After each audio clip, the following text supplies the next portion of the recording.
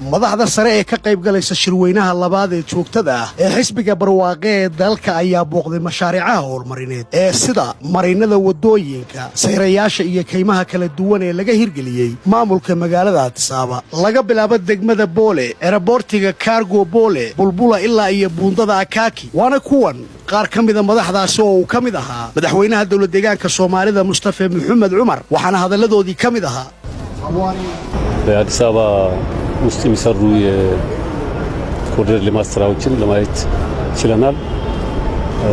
waxaan noo suurowday inaan soo booqanno mashaariicaha horumarineed ee magaalada Addis-Ababa laga wado iyo kuwa la dhammaystiray ilaa iyo hadda mashaariicahan maanta aan soo booqannay iyo kuwo shakhsi ahaantayda si gaara aan hadda ka hor ku soo arkayba waa kuwo marba marka ka sii dambeeya sii horumaraya oo sii ballaadhanaya si dhaqso ahna u socda baaxaddooduna marba marka ka sii dambaysa waa ay sii ballaadhanaysaa marka hore waxaan ka baranaynaa in muddo yar gudaheeda waddanka isbeddel horumarineed laga hirgelin karo magaaladan caasimadda ah ee Addis-Ababana ay tusaale cad u tahay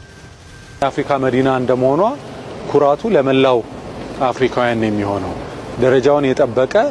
maadaama ay magaalada Addis-Ababa tahay xaruntii midowga Afrika waa magaalo marba marka ka sii dambaysa bilicdeeda iyo quruxdeedu isa soo taraysa wayna horumaraysaa waxa ayna sharaf u tahay dhammaan Afrika iyadoo heerka caasimadeed u qalmaysa waa magaalo cid walba martigelin karta bilicdeeda iyo nadaafadeeda iyo nuurkeeduna sii cagaarayo iyada oo bixinaysa adeegyo kala duwan waxa ay leedahay xarumo martigelineed waxa ayna martigelisaa shirweynayaasha heer caalami sida kuwa midowga Afrika iyo kuwa kala duwan martida imanaysana waxa isla qireen inay tahay xaruntii caasimadda Afrika waxayna ku abuurtaa dareen fiican oo soo jiidasho leh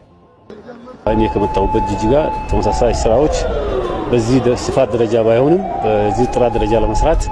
inkastoo caasimaddii jigjiga ahayd ee aan anigu ka imid ay ka socdaan shaqooyin kuwani oo kale ah walow aynan heerkani oo kale aynan soo gaadhin waxaa ka socda mashaariica horumarineed oo marinnada waddooyinka oo dhan 35 kiiloomitir dhismahoodu si fiican ayuu u socdaa dhammaan dalkeenna dhanka koonfureed galbeed iyo waqooyi mashaariica waaweyn oo kuwani oo kale inay ka socdaan ayaan la soconnaa iyadoo aan dhowaan warbaahinta ka aragnay mashaariicaha horumarineed ee ka socda magaalada Jima khibradda aan ka baran karno annaga oo ku salaynayna awoodaheena waxqabad iyo hantideennaba inaan shaqooyinkan horumarinta marinnada waddooyinka aan ka hirgelino magaalooyinka ayay suurto gelinaysaa booqashadani maanta geesta kalena waxaa xusid mudan in shirweynihii labaad ee xisbiga barwaaqo uu maanta furmay waxaana ka soo qayb galay madaxda xisbiyada wadamo kala duwan oo lagu marti qaaday waxaana la filayaa in lagu dooran doono madaxweynaha xisbiga